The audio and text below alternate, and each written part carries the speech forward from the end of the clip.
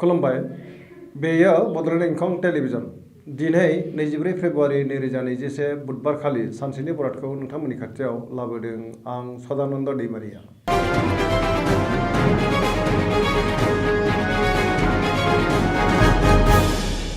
सिगां फरायनो लादों मेष राशि। दिनैनि साना जोबोर मोजां, गोसोखौ जोबोर गोजोननाय मोनगोन, जेरावबो देरहासारगोन, सुथुरखौ गोरलैयैनो फेजेननो हागोन। देहाया दिनै मोजाङै थागोन, अब्लाबो जानाय लोंनायाव सांग्रां जानाया गाहाम। बहानिफ्रायबा मोजां खौरां फैनो हागौ। रांखावरियाव जोबोर मोजां होनजायो। मोननो गोनां धोनखौबो दिनै गोरलैयैनो मोननो हागोन। बेफार फालांगियाव मोजां मुलाम्फा मोनगोन। न'खराव बिसि फिसायनि गेजेराव अनलायनाय फैगोन। बिदा फंबायजों मोजां सोमोन्दो थागोन।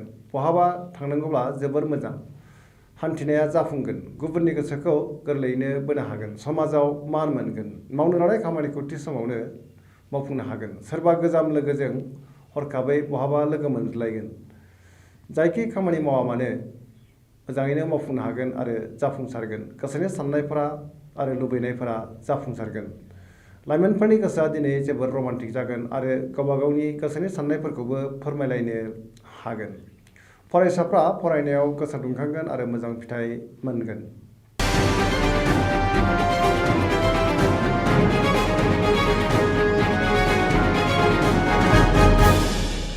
वृष राशि। दिनैनि साना मोजां आरो गाज्रिनि गेजेरजों बाबेनलांगोन। नाङा फाङा गोबां जेंना आरो जेंनाजों मोगा मोगि जानांगोन। गोसोखौ जोबोर उसुखुथु मोनगोन। गुबुननि थाखाय खहा जानांनो हागौ। सांग्रां जानाया गाहाम। गोसोनि बोलोआ लोरबां जागोन। मावनो लानाय खामानिखौ थि समाव मावफुंनो गोब्राब जागोन। समाजाव मान मोनगोन। रांखावरियाव जोबोर मोजां। बेफार फालांगियावबो जोबोर मोजां होनजायो। बहाबा थाङोब्ला सांग्रां जानाया गाहाम। जाब्रबथायनि आसा दङ। न'खराव बिसि फिसायनि गेजेराव अनलायनाय फैगोन। बिदा फंबायजों मोजां सोमोन्दो थागोन। बिमा बिफानि अननाय आरो बोर मोनगोन। देहाया दिनै मोजाङै थागोन, अब्लाबो जानाय लोंनायाव सांग्रां जानाया गाहाम। गुबुननि हेफाजाब मोननाय नङा। गोसोखौ हारसिं आरो जोबोर दरसि मोनगोन। मानिबा जाहोनाव गोसोखौ गिलुं गिलुं मोनगोन। लाइमोनफोरनि गोसोआ जोबोर आला खाला जागोन।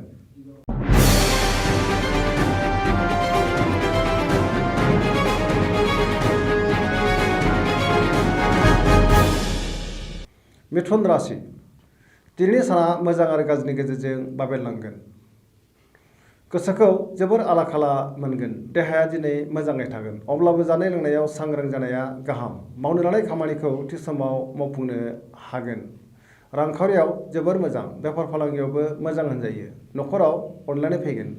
समाजाव मान मोनगोन। गोसोनि बोलोआ बांगोन। सेंग्रा सिख्लाफ्रा जोबोर रमान्टिक जागोन। सोरबा लोगोनि सायाव गोबां रागा जोंफ्लांनो हागौ। गोजोनै थानो हानाय नङा। गोजोननि आंखाल जागोन। गुबुनजों नांलाय खमलाय एबा एना एनि जानो हागौ। सुथुरा बांगोन। सोरबाया आन्दोआव रायखोमागोन। सांग्रां जानाया गाहाम।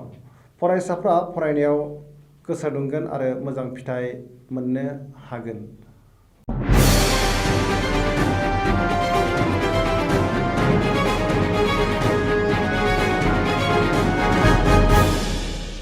कर्कट राशि। दिनैनि साना बारा मोजां नङा। गोसोआ जोबोर उसुखुथु जागोन। गोसोखौ जोबोर लोरबां मोनगोन। सोरबा लोगोजोंनो रायखोमा जानो हागौ। गुबुना गाज्रि नोजोर होखोमागोन। नेगेटिभ एनार्जिनि गोहोम गोग्लैगोन। सांग्रां जानाया गाहाम। मावनो लानाय खामानिखौ थि समाव मावफुंनो हानाय नङा। रांखावरियाव बारा मोजां नङा। नाङा फाङा खरसाया बांगोन। बेफार फालांगियावबो खहा जानांनो हागौ। देहाया दिनै मोजाङै थागोन। गुबुननि हेफाजाब मोननाय नङा। न'खराव एना एनि फैनो हागौ। गोथों आरो गोग्गो साननो रोंनाय नङा। साननायफोरा देबर नांगोन। सोरनिबा सायाव गोबां रागा जोंफ्लांगोन। गोसोखौ हमथानाया गाहाम। गोसोआव उनदाहा फैनोबो हागौ। बिदा फंबायनि हेफाजाब मोननो गोब्राब जागोन। लाइमोनफोरनि गोसोआ दिनै जोबोर आला खाला जागोन। फरायसाफ्रा फरायनायाव गोसो दुंनाय नङा आरो मोजां फिथाइ मोननोबो हानाय नङा।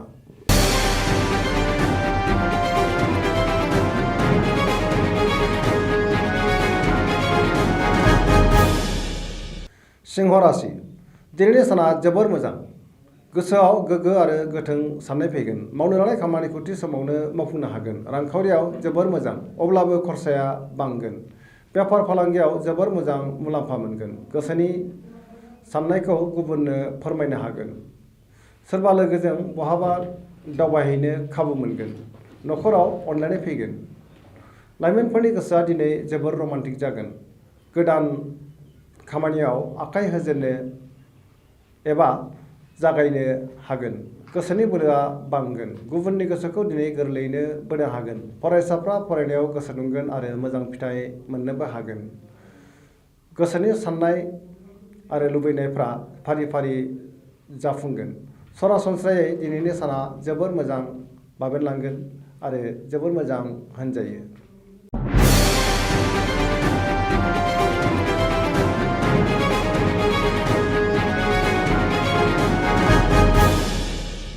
कन्या राशि दिनैनि साना बारा मोजां नङा। गोसोआ गोजोननाय गैयै जागोन। गोजोननि आंखाल जागोन। गोसोखौ जोबोर आला-खाला मोनगोन। सुथुरा बांगोन। जेरावबो खस्थ' मोनगोन। गुबुननि गोसोखौ गोरलैयैनो बोनो हानाय नङा। बहानिफ्रायबा गाज्रि खौरां फैनोबो हागौ। रांखावरियाव मोजां मोननो गोनां धोनखौ दिनै मोननो हागोन। बेफार फालांगियाव मोजां मुलाम्फा मोनगोन। देहाया दिनै मोजाङै थानाय नङा। गगा बायदिसिनाजों खस्थ' मोननो हागौ। न'खराव बिसि-फिसायनि गेजेराव अनलायनाय फैगोन। बिदा-फंबायजों मोजां सोमोन्दो थागोन। सेंग्रा-सिख्लाफोरा जोबोर आला-खाला जागोन। गोसोनि साननाया देबार नांगोन आरो लोरबां जागोन।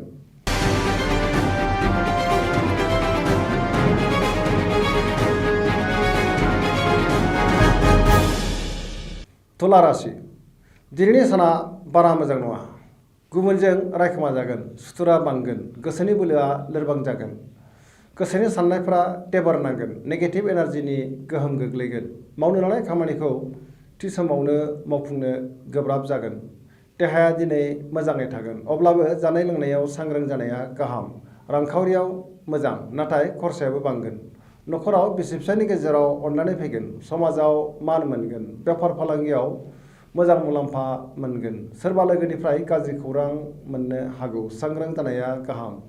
समाजाव बयजोंबो गोरोबनो हानाय नङा। बिमा-बिफानि अननाय आरो बोर मोनगोन। सोरबा गोजाम लोगोजों जानबुङाव रायज्लायनो खाबु मोनगोन।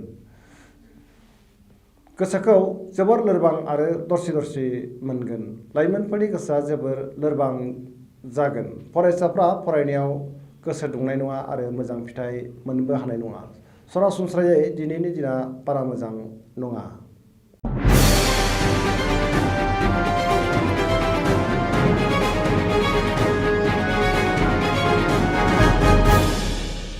वृश्चिक राशि दिनैनि साना जोबोर मोजां। गोसोखौ जोबोर गोजोननाय मोनगोन। गोसोनि बोलोआ बांगोन। मावनो लानाय खामानिखौ थि समावनो मावफुंनो हागोन। गोसोनि साननायफोरा जाफुंगोन। समाजाव गोबां मान मोनगोन। न'खराव बिसि-फिसायनि गेजेराव अनलायनाय फैगोन। रांखावरियाव जोबोर मोजां। मोननो गोनां धोनखौ दिनै गोरलैयैनो मोननो हागोन। आयआ बांगोन। गोबां धोन आरजिनो हागोन। बेफार फालांगियाव मोजां मुलाम्फा मोननो हागोन। देहाया दिनै मोजाङै थागोन। अब्लाबो जानाय लोंनायाव सांग्रां जानाया गाहाम। गुबुननि हेफाजाब मोनगोन। लाइमोनफोरनि गोसोआ जोबोर रमान्टिक जागोन आरो गावबा गावनि गोसोनि साननायफोरखौबो फोरमायलायनो हागोन। फरायसाफ्रा फरायनायाव गोसो दुंखांगोन आरो मोजां फिथाइ मोनगोन। सरासनस्रायै दिनैनि साना जोबोर मोजां आरो मोजाङैनो बारग'लांगोन।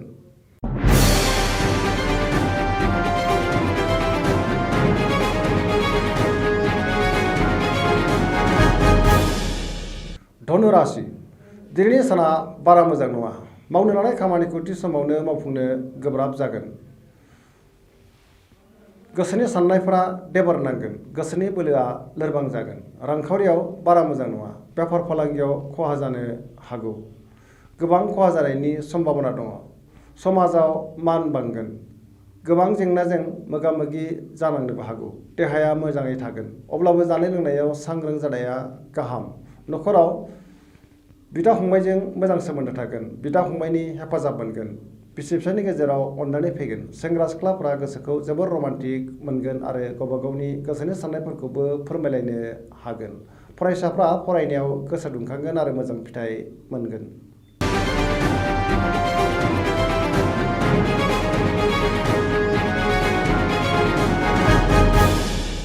मकर राशि दिनैनि साना जोबोर मोजां। नाथाय मोनाबिलि समहालागै बारा मोजां नङा होनजायो।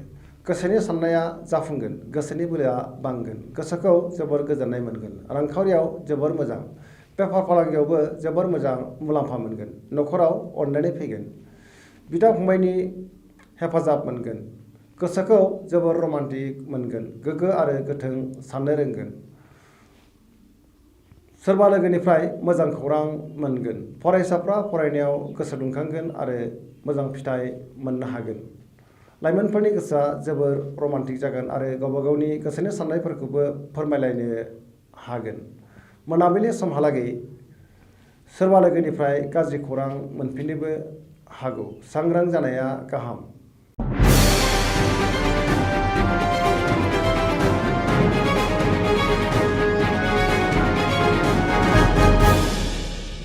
कुम्भ राशि दिनैनि साना जोबोर मोजां, गोसोखौ जोबोर गोजोननाय मोनगोन, मावनो लानाय खामानिखौ थि समावनो मावफुंनो हागोन, बहानिफ्रायबा मोजां खौरां मोनगोन, समाजाव मान मोनगोन, सोरबा गोजाम लोगोजों लोगो मोनज्लायगोन, रांखावरियाव जोबोर मोजां होनजायो, मोननो गोनां धोनखौ दिनै मोननो हागोन, आयआ बांगोन, बेफार फालांगियाव मोजां मुलाम्फा मोननो हागोन, देहाया दिनै मोजाङै थागोन, अब्लाबो जानाय लोंनायाव सांग्रां जानाया गाहाम, न'खराव अनलायनाय फैगोन, गुबुननि हेफाजाब मोनगोन, गोसोनि बोलोआ बांगोन, गोसोनि साननायफोरा फारि फारि जाफुंगोन, लाइमोनफोरनि गोसोआ दिनै जोबोर रमान्टिक जागोन आरो गावबा गावनि गोसोनि साननायफोरखौबो फोरमायलायनो हागोन, गुबुननि हेफाजाब मोनगोन, फरायसाफ्रा फरायनायाव गोसो दुंखांगोन आरो मोजां फिथाइ मोननो हागोन। सरासनस्रायै दिनैनि साना जोबोर मोजां होनजायो।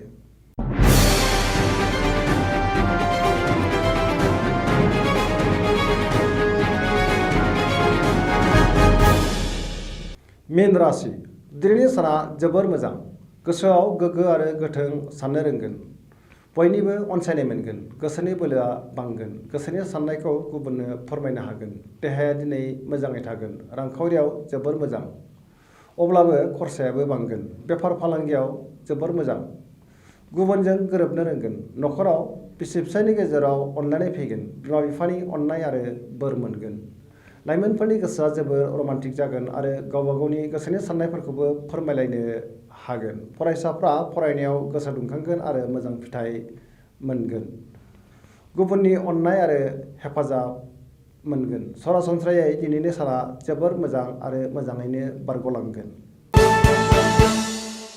दिनैनि राशि फरायथिनाया एसेनोसै। जोबनायाव बेखौनो खावलायो जाहाथे नोंथांमोना सानफ्रामबो जोंनि बे बड'लेण्ड इंखं टेलिभिजनखौ नायबाय थायो आरो साबस्क्राइब खालामो। एसेनोसै, गोजोन्थों।